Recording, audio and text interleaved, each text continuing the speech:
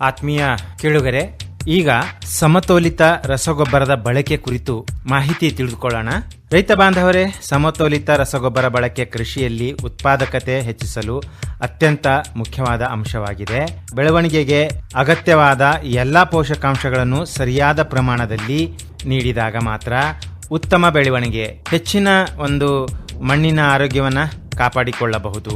ಇನ್ನು ಸಮತೋಲಿತ ರಸಗೊಬ್ಬರ ಅಂದ್ರೆ ಏನು ಅಂತ ಅರ್ಥ ಮಾಡಿಕೊಳ್ಳೋದಾದರೆ, ಸಮತೋಲಿತ ರಸಗೊಬ್ಬರ ಎಂದರೆ ಬೆಳೆಗಳಿಗೆ ಅಗತ್ಯವಾದ ಪ್ರಮುಖ ಪೋಷಕಾಂಶಗಳಾದ ನೈಟ್ರೋಜನ್, ಫಾಸ್ಫರಸ್, ಪೊಟ್ಯಾಷಿಯಂ ಮತ್ತು ಸೂಕ್ಷ್ಮ ಪೋಷಕಾಂಶಗಳನ್ನು ಸಮರ್ಪಕ ಪ್ರಮಾಣದಲ್ಲಿ ನೀಡುವ ವಿಧಾನ ಎಂದು ಅರ್ಥೈಸಿಕೊಳ್ಳಬಹುದು.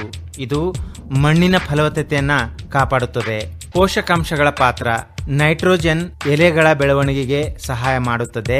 ಫಾಸ್ಫರಸ್ ಬೇರುಗಳ ಬೆಳವಣಿಗೆ ಮತ್ತು ಹೂ ಬಿಡುವಿಕೆಗೆ ಮುಖ್ಯ ಒಂದು ಪಾತ್ರ ವಹಿಸುತ್ತದೆ. ಪೊಟ್ಯಾಷಿಯಂ ರೋಗ ನಿರೋಧಕ ಶಕ್ತಿಯನ್ನು ಹೆಚ್ಚಿಸುತ್ತದೆ ಮತ್ತು ಗುಣಮಟ್ಟ ಸುಧಾರಿಸುತ್ತದೆ.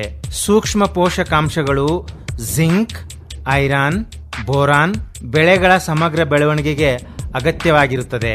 ಇನ್ನು ಸಮತೋಲಿತ ಬಳಕೆಯ ಅಗತ್ಯತೆಗೆ ಬಂದರೆ, ಇದು ಮಣ್ಣಿನ ಪೋಷಕಾಂಶ ಸಮತೋಲನವನ್ನು ಕಾಪಾಡುತ್ತದೆ, ಹೆಚ್ಚಿನ ಮತ್ತು ಗುಣಮಟ್ಟದ ಉತ್ಪಾದನೆಯನ್ನು ಒದಗಿಸುತ್ತದೆ, ರಸಗೊಬ್ಬರ ವ್ಯರ್ಥವನ್ನು ಕಡಿಮೆ ಮಾಡುತ್ತದೆ, ಜೊತೆಗೆ ಪರಿಸರದಲ್ಲಿ ಹಾನಿಯನ್ನು ತಡೆಯುತ್ತದೆ. ಇನ್ನು ಬಳಕೆ ಮಾಡುವ ವಿಧಾನಕ್ಕೆ ಬಂದರೆ, ಮೊದಲು ಮಣ್ಣಿನ ಪರೀಕ್ಷೆ ಮಾಡಿ ಪೋಷಕಾಂಶಗಳ ಕೊರತೆ ತಿಳಿದುಕೊಳ್ಳಬೇಕು.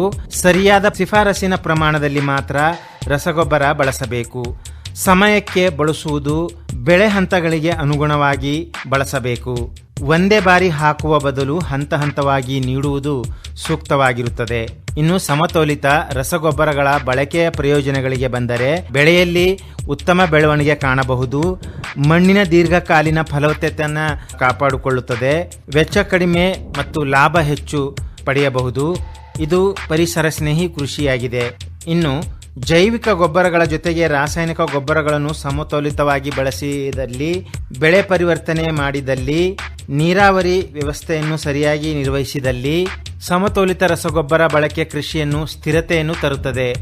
ಇದು ರೈತರ ಆದಾಯವನ್ನು ಹೆಚ್ಚಿಸುವುದರ ಜೊತೆಗೆ ಮಣ್ಣಿನ ಆರೋಗ್ಯವನ್ನು ಕಾಪಾಡುತ್ತದೆ. ಆದ್ದರಿಂದ ಪ್ರತಿಯೊಬ್ಬ ರೈತನು ಮಣ್ಣಿನ ಪರೀಕ್ಷೆಯ ಆಧಾರದಲ್ಲಿ ಸಮತೋಲಿತ ರಸಗೊಬ್ಬರ ಬಳಕೆಯನ್ನು ಅನುಸರಿಸುವುದು ಅತ್ಯಂತ ಅಗತ್ಯವಾಗಿರುತ್ತದೆ.